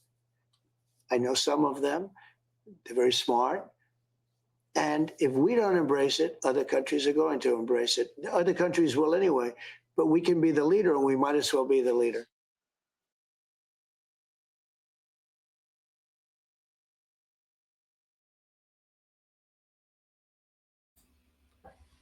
It's funny to hear most, and the thing I've got a kick out in the last week or so is like there were so many Bitcoiners on NOSTR, on Twitter, so many Bitcoiners with Trump derangement syndrome who have just been like, I'm not voting. Kamala would be better for Bitcoin than Trump would be. And they've been pretty quiet. And there are some very prominent Bitcoiners who suffer from Trump derangement syndrome who have basically had to eat their own words in the last week. And now they're just like, oh, yeah, they're just casually talking about Trump and the strategic reserve and all this. And I'm like, you're such a dick, such a dick. Now, all of a sudden, because you won, it's convenient for you and you're back on, it's okay now. And Bitcoin goes up $15,000 in a week and it's just okay now. You got to pay very close attention to who you're following in Bitcoin. It's one of the hardest things when you're first getting into Bitcoin, knowing who you can trust on YouTube, on podcasts, on Twitter, everywhere. You have to be very careful who you're listening to, who you're taking your advice from, what products they're suggesting, what services they're suggesting. And as this thing goes up, there's only going to be more and more bad actors that come into the space. So it's a very big thing. That's what Trump says. Very big thing. Okay. Where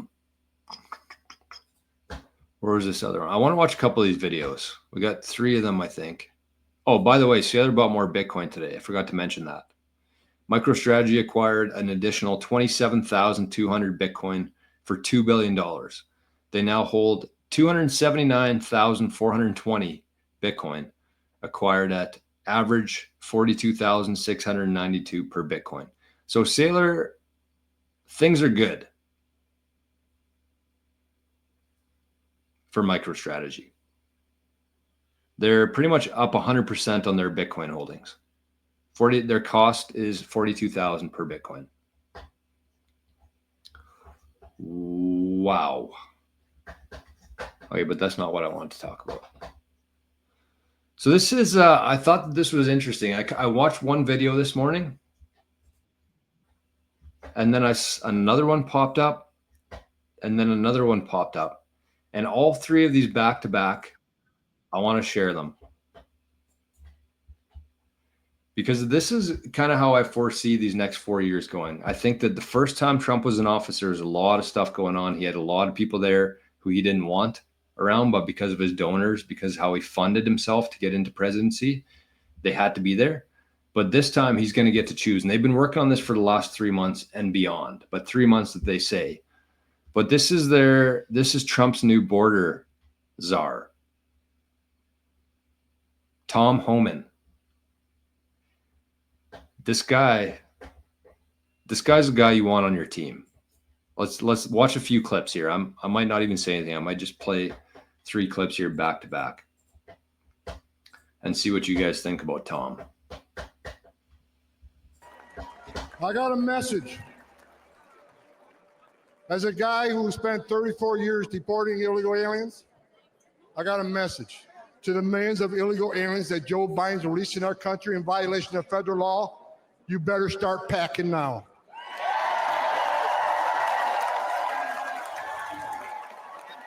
You're damn right. Because you're going home. I got another message. Another message to the criminal cartels in Mexico. You smuggled enough fentanyl across this country to kill 148,000 young Americans. You have killed more Americans than every terrorist organization in the world combined. And that's when President Trump gets back in office. He's going to designate you a terrorist organization, and he's going to wipe you off the face of the earth. You're done. You're done.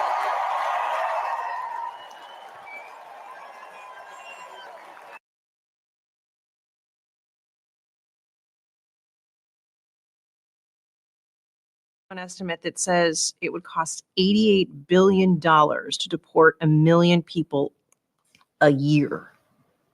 I don't know if that's accurate or not. Is that what American taxpayers should expect? What price do you put on national security? Is that worth it? Is there a way to carry out mass deportation without separating families? Of course there is. Families can be deported together. We have seen one estimate that says it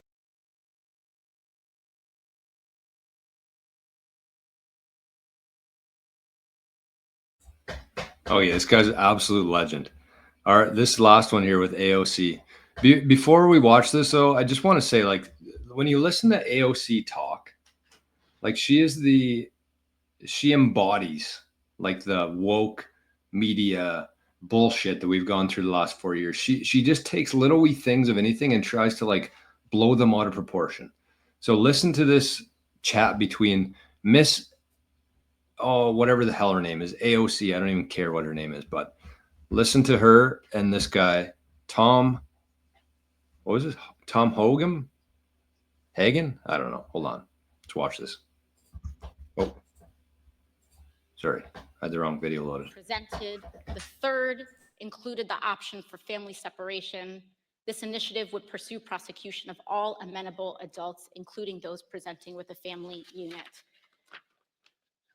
Mr. Homan, your name is on this. Is this correct? Yes, I signed that memo. So you are the author of the family separation policy. I am not the author of this memo. You're not the author, but you signed the memo. Yes, a zero tolerance memo. So you provided the official recommendation to Secretary Nielsen on family for the United States to pursue family separation. I gave Secretary Nielsen numerous recommendations on how to secure the border and save lives. But it says here that you gave her numerous options, but the recommendation was option 3, family separation. What I'm saying, this is not the only paper where we've given the Secretary numerous options to secure the border and save lives. And so the recommendation of the many that you recommended family separation. I recommend a zero tolerance. Which includes family separation. The same as is with every U.S. citizen parent gets arrested when they're with a child. Zero tolerance was interpreted as the policy that separated children from their If I get arrested for DUI and I have a young child in the car, I'm going to be separated. When I was a police officer in New York and I arrested a father for domestic violence, I separated that father Mr. from his Holman, with family. all due respect, legal asylees are not charged with any crime. When you're into the country illegally, it's violation 8 United States Code 1325. Seeking asylum is legal. If you want to seek asylum and go through the port of entry, do it the legal way. The Attorney General of the United States has made that clear. Okay. Mr. Chair, the memo is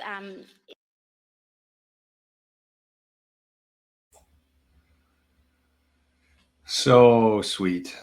So sweet. We're going to have people like Tom against people like AOC. When you have people like Tom against people like AOC, it's not even a fair fight. Did you hear how she ended that? Oh, okay. Because she knows she has nothing. They know they have nothing. And we finally have people like Tom, like many others who are on Trump's transition team, who are just going to call it like it is. And that's something that we've never had before. I believe that for the last 30 years in the US, and the US is a big representation of the world, how we see everything. Like they're the main, I would say they're the main influencers of countries. And so for the last 3 decades, you've had people, go on TV, go on the media, do these interviews, do these debates, and they're all working for the same fucking team. And so, AOC would come back, and then, whoever they had in Tom's place there would come back with something else, and they would fight a little bit and then they'd go crack a bottle of champagne behind the doors, right? Like it's been a uniparty, and that's a problem. We had this illusion that our vote mattered. You had the Bushes, the Clintons, the Obamas, even though they were red and blue, they were all eating dinner together. And finally, that's where this, mix that with the fiat dollar, the ability for them to print money. That's where it's led us. And we finally swung far enough where we have people in place now that it's going to start swinging back in a major way. And the Bitcoin part of it is going to be very sweet, but everything else is going to be even sweeter. So what do we got here? We're 10 o'clock. I got to go here. I missed quite a bit today here in the chats. I'm sorry. But I see Justin Trudeau showed up for the Zap stream this morning. Noah's in the chat. Zapped 1,000 sats. We are winning. Trudeau says we need this guy in Canada. I don't think the real Justin Trudeau would agree with that. But yeah, we just need people like that. We need people like Tom who just don't have any time for this bullshit. It's a very lost art and a lost, trait within people. Everybody's so scared to say anything that's going to hurt somebody's feelings. You know what? We just have to move past that. We're done. We've entertained this as much as we could for long enough. We're done. It's time to just move forward in fucking common sense land, logic land, and whatever makes sense for us, our country, not anybody else out there, regardless of who they say they're sending this money to. It's done.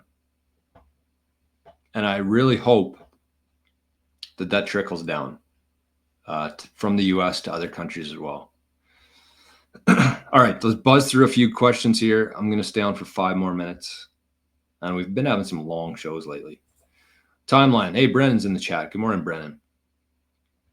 Timeline's in the chat. We got $152,000. I keep having this degenerate idea about taking a loan out to buy Bitcoin. Is something wrong with you? No, you're shorting the fiat world. If you can get a loan for like 5 years for like 10%, just do the math there. And you know what? Sometimes you have to take a little bit of risk. If you really want to make a dent, you have to take a little bit of risk. I'm not recommending it. I'm not saying that that's good advice. I'm just saying if you can find a long-term rate that they're not going to call, if Bitcoin drops in half, they're not going to call you on it. Probably worth entertaining, I would say. Hey, we got Colin in the chat. Look at this name. Haven't seen this one for a while. All Joe McFly. Don't get carried away with how high Bitcoin goes. Just keep DCA and don't lose your sight. If you want to put 1% towards something more risky, but don't overdo it. Great advice. And don't be afraid to another thing on this, don't be afraid to, you know, say 5% of your stack. You want to sell some of that, or just sell some of your MicroStrategy shares. But, you know, the only thing more scarce than Bitcoin is time. And if you've been putting something off, if you've been waiting, if you've been, you know, eating craft dinner every night for a couple of years, it's okay. Buy some steaks, take a holiday, you know, buy whatever you need to that's going to make your life better. Don't go out and sell it all. Obviously, it's never the goal here is to trade real money for fake money. But, you know, you deserve it. Truly. The flip side of that, though, is that this is what they're going to do. They're going to absolutely run up the price of Bitcoin, and they're going to tempt you to sell. And as soon as you sell any Bitcoin, it's going to go right into the BlackRock vacuum. That's their only move at this point. Once they get past the FUD, once they want this thing to run, once they have enough Bitcoin, they feel like anyways, they're just going to pump it up. And what are they going to do? They're going to make people sell because they can't print Bitcoin. They can't go out to the mountain and find more Bitcoin. They have to get your Bitcoin. And the only way that they can do that with unlimited capital is by tempting you to sell it. So I've, you know, we talked about at the start of the show, a 10 times run in 2024. It could be much, much, much, much higher than that because their only game here is to take your Bitcoin. And how are they going to get that Bitcoin from you? They're going to make you sell it. And how are they going to make you sell it? They're going to run it up. They're not going to run it down because they have a whole lot invested in Bitcoin now. So just keep that in mind. Keep that in mind. Yep, this is absolutely right. I don't know how to say this name, but the Titanic sunk with people who would oppose the Federal Reserve. World War I was born at night, but not last night. Yep. And the crazy thing about that whole thing is that with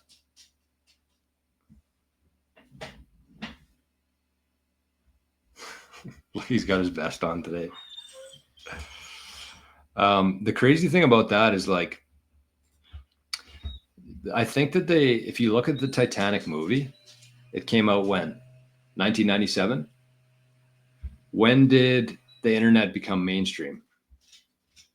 1997? Do you think they were at all worried about the narrative of the Titanic, of the Federal Reserve, of the fiat dollar getting out of control now that information's been decentralized? We're going to create this Hollywood blockbuster movie, 3.5 hours long. Leonardo DiCaprio, Kate Winslet, this love story, sad story. So then for the next 20 years, people are just going to think of that when they think of the Titanic. They're not going to think of the people who are opposing the Federal Reserve when it sunk. I don't know. Could be coincidence. Could be. There are no coincidences, right? Look at this. Roger, Jory, you were a veteran in the 88 Brigade during the meme war of 2020. Isn't that true? I mean, you know, it's a little bit different, obviously, but it's the same kind of thing. And that's what I said last night. I said, the memes won Trump the election. That's how people learn things nowadays. That's how you change somebody's mind. They don't read a book. They don't watch a documentary. You show them a meme right in their face, visual of something, they get it. They're not going to watch a 20-minute video on it, but they'll see a meme on it and they'll be like, okay, that makes sense. That's funny. It's relatable. It's real. I saw a good meme a while ago. There's a lot of good memes like that. But it was like something about taking parents to show and tell and saying that my dad's a meme, digital soldier or something. He makes memes for a living, fighting in a war. But it's absolutely true. This whole thing, this war, World War III, even though it hasn't officially been announced, but it's been like good versus evil, and it's been memes have been the difference. And we're all fighting this war right now. We're in it right now. We're doing a broadcast talking about ways to go around our enemy. Right? If everybody was getting along, we wouldn't need Bitcoin. If we could trust the governments, if we could trust the system, we wouldn't need Bitcoin. Holy shit, I got to go. Really lost track of time here today, but that's okay. That's like Bitcoin has the best memers. I agree. And that's why I think that Bitcoin's going to win, is because the best memers are in Bitcoin. Ruby, I don't know if Ruby's still here or not. This was half an hour ago, but it says, hey, would you be down to do an interview? I did one a while ago with ICM. What's ICM? I don't know. Or we could do it on your live morning show. Yeah, I'm down. Ruby, I don't know if you're still watching this or not. Looks like you got a little Pepe the Frog in there, so I'm good with that. That tells me everything I need to know about you. So just anybody, anytime you want to reach out, if you want to sponsor the show, if you want to have me on for an interview, you want to ask my opinion, you want to set up a call with me, everything's in the show notes below. My website, my NPub, my email address, my phone number's not in there, but that's how you get a hold of me. So yes, Ruby, I'd be happy to. Everybody, I'm so sorry here, but I got to go. I just want to say I saw something come in here.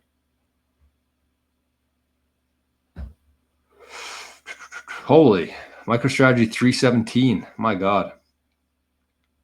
Price discovery time. If you're a whole coiner, you made $1,000 in minutes. Yeah, no doubt. What happened here? This is what I wanted to show. Look at this. $152,000. $19.99. Super chat. It's working. We set our goal for 5 every day. We usually get 1. So big shout out. There's been a couple super chats in the last little while. Thank you, $152,000. I appreciate you being in the chat every day and contributing to this show, daily show. And I very much appreciate that. That's awesome. Okay, did I miss anything else here? Yeah, I mean, going back to what Trump is doing with the cartels, with the fentanyl, like that's the big problem right now. Like the people who are protecting us are involved, right? And it's just kind of gone on for so long that people just accept it to be normal, where the certain agencies are working with the cartels because that's what funds them, right? Because like these agencies, a lot of them aren't funded by countries. They're not federal. They're just like these central organizations that have existed, and they make their money off of the drug money. And how many lives have been destroyed by fentanyl? Sickening. Absolutely sickening. White says Trump is starting to get it. I think that Trump's got it for a long time. He just had to be very careful. Everything's all about timing. Everything's all about timing. And I'm honestly surprised that Trump has been talking about Bitcoin. They've kind of slowed down on it a bit for a couple of reasons, but I think they don't want, you're the US government, you announce that you're going to be buying Bitcoin and holding it. What do you think is going to happen to the price? Like you're basically just telling everybody else, yeah, go ahead, front run us. So there's more at play. I think Trump's been in Bitcoin for much longer than anybody believes here. Sergio, in YouTube today. Okay, let's get the heck out of here. Let's end on this. Thank you, $152,000. Thank you to everybody who's been sending in super chats. Thank you to everybody who sends zaps for the rescue dogs today. That was a nice day for the puppies. Nice day for the dogs. And if you want to send any to our guy, Arnie, that's his wallet. And last thing I'll say here, because you have to ask. That's what I've been doing with this, and it's been working. If you're listening to this on Fountain, make sure you send a boost in. We don't get nearly enough boosts on Fountain. Nearly enough. And if you want to join Living the Future, I would say do it soon. We're going to be doing our 3rd episode of Multi-Generational Wealth tomorrow or Wednesday, talking about decoy wallets, passphrases. So join that. You can go back. You can watch the first 2. You can be ready for tomorrow's show. And you can do that right at the top. It says join Living the Future. $5 a month. It'll be the best $5 you ever spend in your entire life. I guarantee it. And if you cancel it, you get 7 free days. You can cancel it. If you go a couple months and you had a bad time, I'll 100% reimburse you with Bitcoin. Honestly, we have to be part of this. We have to be doing this together. We have to be building communities, networks in Bitcoin. And the bigger your Bitcoin network and the bigger your knowledge of Bitcoin, basically what we're doing over there, the faster you can leave the fiat system. So, Duchess, thanks for a great show, Jor. Lucky sent some sass to Doggy Fun today. Have a great day. Thanks, everybody. We'll be here right back first thing tomorrow morning. Once again, thank you to our veterans, our military in Canada, in the US, all around the world. And hopefully if we do this thing right, if we get this thing right, won't have to do that anymore. So thank you once again. Have a great day with your friends, your family, whatever you're doing today. We'll see you tomorrow. Bye-bye.